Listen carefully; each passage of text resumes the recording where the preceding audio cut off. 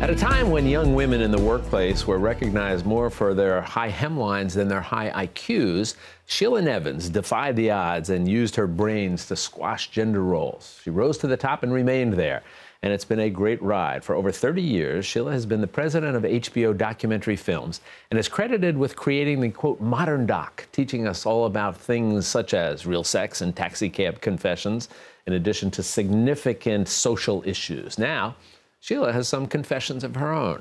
Her new and very revealing memoir, a collection of short essays titled You Don't Look Your Age and Other Fairy Tales, is a delight to read, and it's a great pleasure to welcome TV titan and trailblazer Sheila Nevins to MetroFocus. Let me ask you, when people pitch documentaries to you, you need a couple of lines that will make you think, this is interesting, not boring, and people will watch.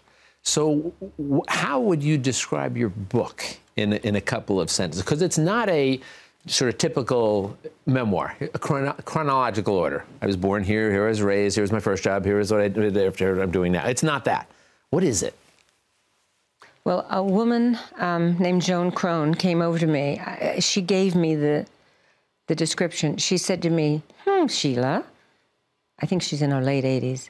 She said, Sheila, you've written a sly memoir. That's a great title for it. Was great, right? Yeah. Joan was right. And I can't explain. I would write a story and I would think, gee, that's too close, or I know too much. I'll give it to an imaginary character. And so I gave it to an imaginary character. But somehow there was a sly memoir creeping underneath it. And the form would change depending on what I was writing about. So it would be a poem, or it would be a short story, or it'd be a quote-unquote fictional story. One of the things I was struck by in listening to the audiobook is you read the first two, I guess you would call it, first two sections, the introduction. One of the things you say is, these are stories, about me, except some of them are about some people I've made up. Are they all you? And if, that's the way you're going to respond. And keep it delightful. I'm not sure that I know. Well, I don't explain think that. How do you mean that? Well, take Melissa, who sleeps with her boss. Right. She's in the 60s, and I ask you to be kind to her because you probably weren't around in the 60s, you reader, and you have to understand that Melissa wanted to succeed, and Melissa didn't know anything else other than flirting.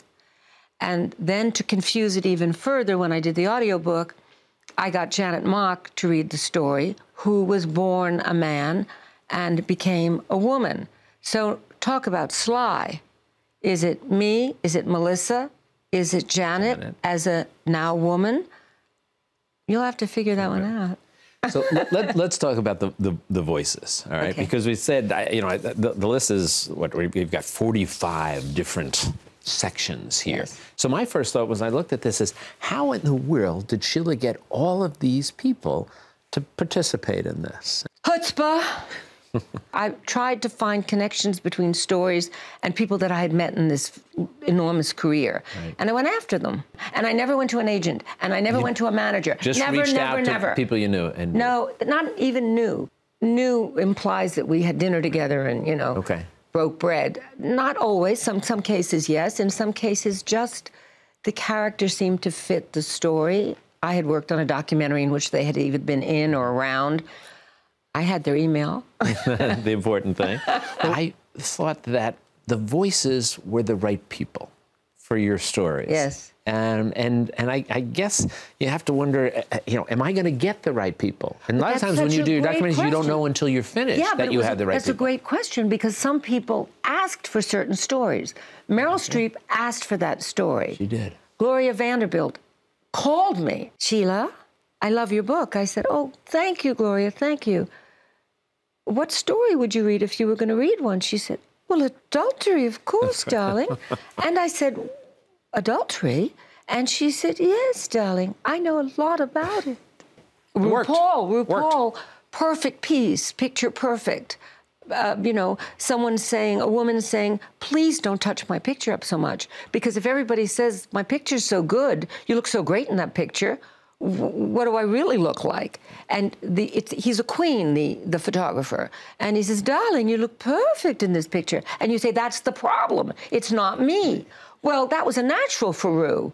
Right. And I've known Right. Rue for many years. And Right. so sometimes I cornered people because they fit the part, and sometimes they cornered me because they wanted to do it and they felt they fit the part. Well, they all worked. Last question for you. We could talk for hours. Unfortunately, we have some limitations here. How are you dealing with, with all this extraordinary success you had? Essentially, when you would do media about your documentaries, you certainly were the producer, but it was about the story. Now you're the story. Long overdue. I wish when I was younger I had the confidence to think I was worth a story. You are. Let me tell you something. You are worth more than a single story. No, but I didn't can tell think you that. so.